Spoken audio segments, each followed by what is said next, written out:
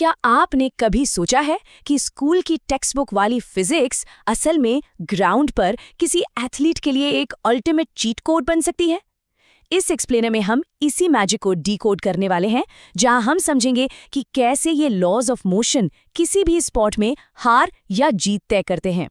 एक high stakes basketball game imagine कीजिए, जब एक डिफेंडर अचानक से ओपोनेंट को रोकने के लिए अपने घुटने मोड़ लेता है, अपना स्टैंस नीचे कर लेता है, तो वहां क्या हो रहा होता है? क्या ये सिर्फ रिफ्लेक्स है? नहीं, इसके पीछे एक कमाल की हिडन साइंस है, जिसे हम इस विश्लेषण में आगे ब्रेक डाउन करेंगे। इस अमेजिंग साइंस का नाम है बायोमैकेनिक्स। अगर सिंपल शब्दों में कहें तो ये ह्यूमन बॉडी पर लगने वाले फोर्सेस का एक साइंटिफिक अध्ययन है। इसका सीधा सा मकसद है खेल की टेक्निक को इम्प्रूव करना और अनरेडेड इंजरी से बचाना। एक तरह से ये हर स्पोर्ट का सबसे बड़ा और पावरफुल सच है। तो हमारा आज का गेम प्लान कुछ इस तरह रहेगा। पहले द इनविजिबल एडवांटेज, फिर न्यूटन के नियम, स्पोर्ट्स लीवर्स, इक्विलिब्रियम और सेंटर ऑफ ग्रेविटी, फ्रिक्शन और प्रोजेक्टाइल्स, और आखिर में हमारी विनिंग स्ट्रैटेजी। चलिए आगे बढ़ते हैं सेक्शन 1 पर, the invisible sports advantage, defining the forces. अब देखिए, एक सॉलिड फाउंडेशन बनाने के लिए हमें काइनेटिक्स और काइनेमेटिक्स का फर्क जरूर समझना चाहिए। ये काफी इंटरेस्टिंग है।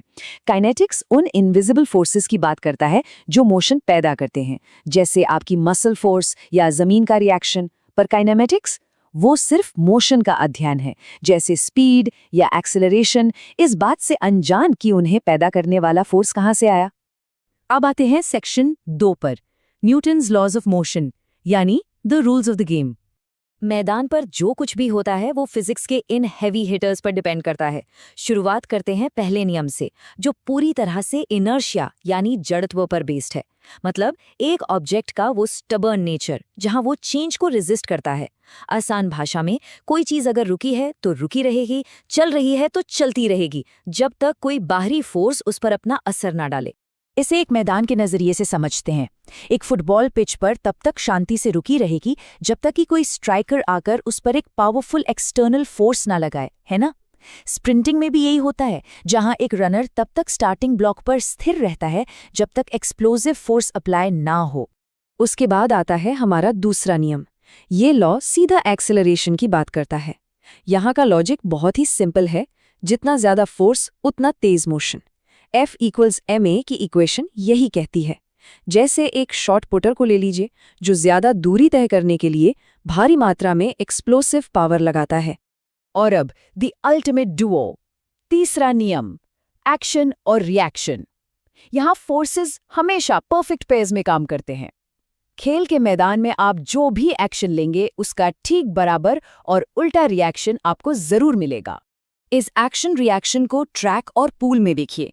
एक स्विमर जब पानी को पीछे की तरफ धकेलता है तो ये एक्शन एक रिएक्शन पैदा करता है, जो उस स्विमर को तेजी से आगे की ओर धकेलता है ताकि रेस जीती जा सके। स्विमिंग हो, हाई जंप हो या रनिंग, फिजिक्स लगातार आपके हर मूव का हिसाब रखती है।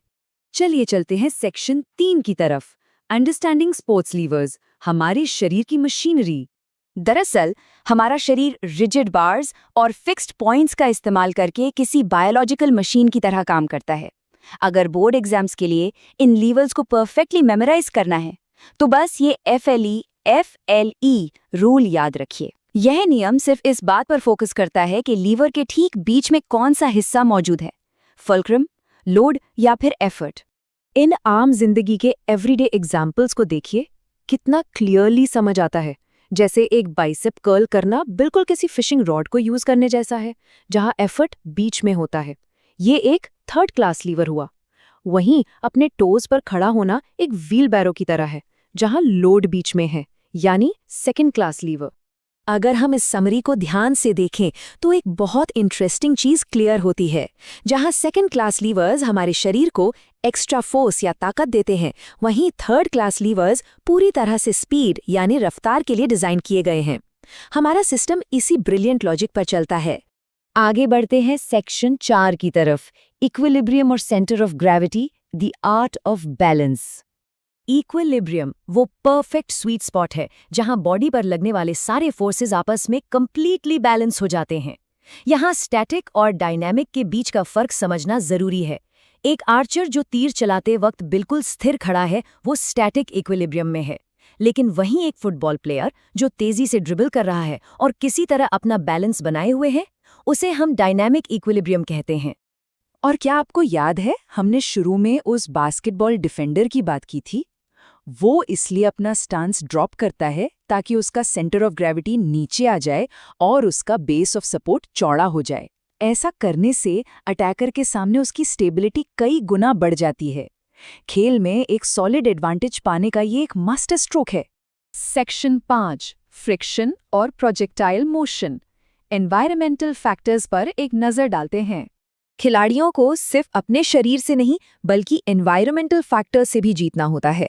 अब फ्रिक्शन या घर्षण एक ऐसा फोर्स है जो आपके मोशन को रोकने की कोशिश करता है।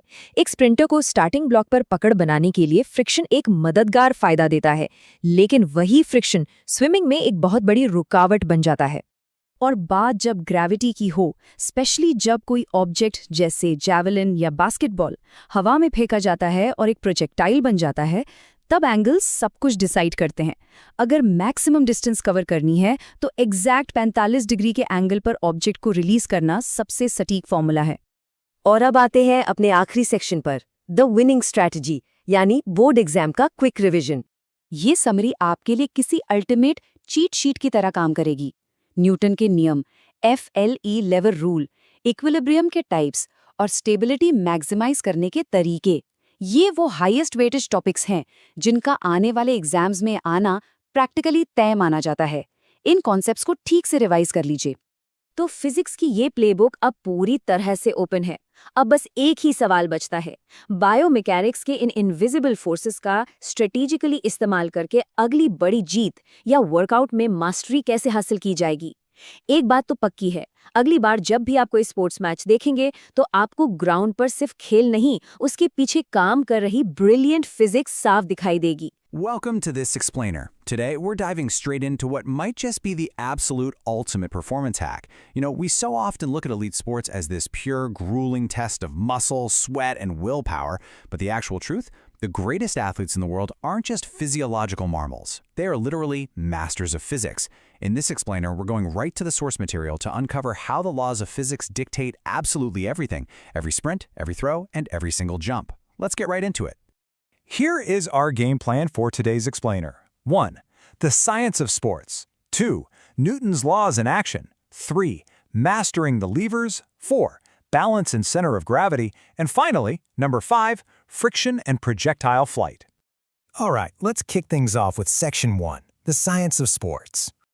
To really unlock true athletic performance, you've got to understand biomechanics, which is the scientific study of forces and their effects on human movement. It's the secret sauce for everything from refining a golf swing to generating explosive power off the starting line. Coaches use it to design evidence-based, totally individualized training programs. It's even used to design better shoes and protective gear. And honestly, perhaps most importantly, by pinpointing faulty movement patterns, biomechanics drastically reduces the risk of sports injuries.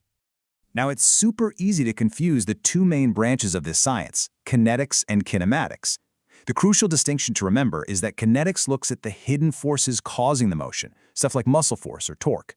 Kinematics, on the other hand, just studies the motion itself. We're talking velocity, acceleration, and displacement, completely ignoring the forces that actually created them. Moving right along to Section 2, Newton's laws in action. And this brings us straight to Sir Isaac Newton, specifically Newton's first law of motion, famously known as the law of inertia. Basically, inertia is just a body's sheer stubbornness, its resistance to change.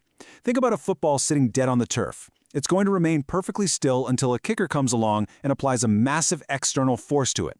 Or picture a sprinter locked in the starting blocks. They stay completely at rest until their muscles generate the necessary force to explode forward. Next up is the second law of motion, the law of acceleration. You probably remember this formula, F equals ma. Force equals mass times acceleration. This law essentially tells us that acceleration is directly proportional to force and inversely proportional to mass. In simple real-world terms, a harder kick guarantees a much faster ball. If a shot putter wants to throw further, they absolutely have to apply more force. It's just simple math.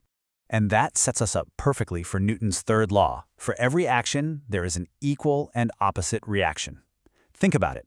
When you run, you might think you're just pushing yourself forward, right? But actually, your foot is pushing backward against the ground.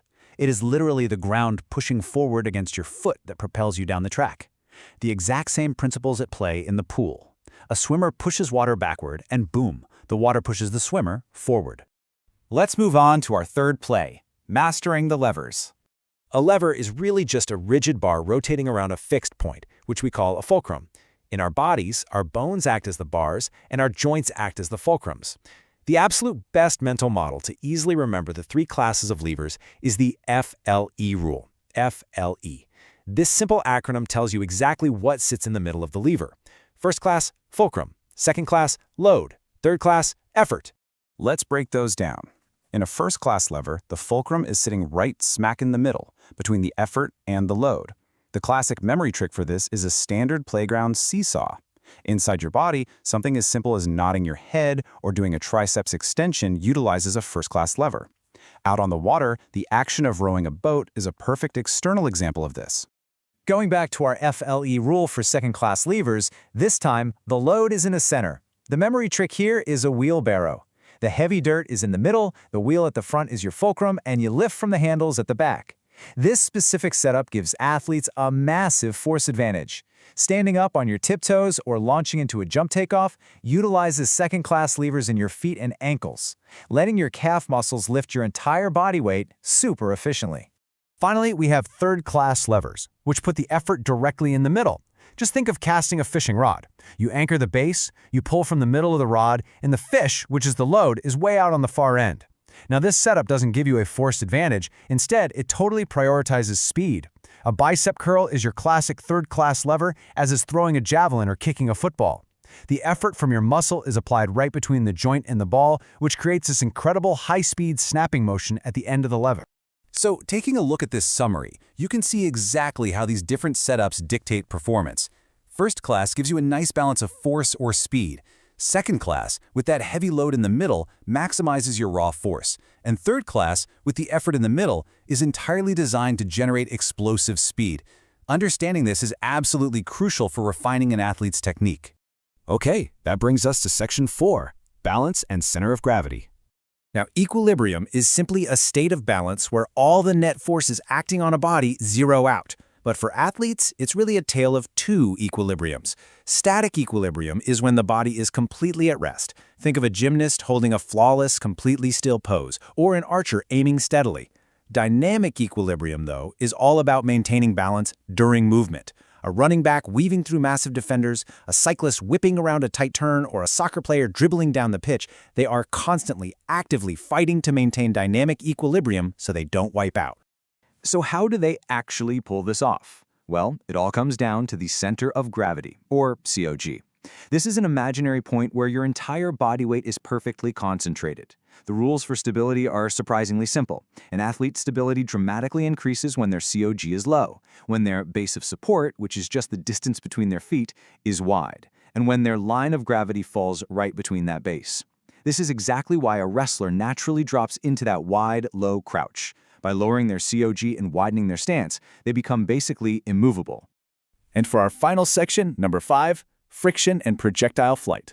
Friction is the force that directly opposes motion between two surfaces, and honestly, in sports, it's a massive double-edged sword. There are 4 specific types you need to know. Static friction is crucial for grip, like when a sprinter pushes off the starting blocks. Sliding friction happens during a dramatic sliding tackle in soccer. Rolling friction affects exactly how a football rolls across the grass. And fluid friction is the literal water resistance a swimmer fights against every lap. See, we want friction for that crucial grip and fast acceleration, but we also kind of hate it because it slows down movement and causes major energy loss. Now, what happens when an athlete or an object completely leaves the ground? Well, they become a projectile. Whether you're throwing a javelin, tossing a shot put, or shooting a basketball, there are 4 key factors that dictate its flight. The velocity and height of the release determine the range, and the spin heavily influences the trajectory. But the single most critical factor? The angle of release. Physics tells us that in a vacuum, an ideal release angle of 45 degrees perfectly balances horizontal and vertical velocity to maximize your absolute maximum distance. Looking at this mind map, you really get to see the sheer beauty of biomechanics. It's not just some random list of physics terms you have to memorize for a test. Newton's laws, the levers, equilibrium, friction, and projectiles, they all interlock perfectly. Changing a lever impacts your force, which changes your acceleration, which ultimately dictates the velocity of your projectile. It is one beautifully cohesive, integrated system. So there it is. We've successfully run through every single play in our biomechanics playbook, covering the essential physics that govern all athletic movement. But before we completely wrap up this explainer, let's put this into practice with a real-world scenario you might just see on a board exam. Imagine a basketball player actively defending an opponent. As the opponent approaches, the defender suddenly drops low and heavily bends his knees. Mechanically speaking, based on everything we've talked about, why exactly does he do this? He does it to lower his center of gravity. By dropping down, he drastically increases his stability so he can instantly change direction on a dime without tumbling over.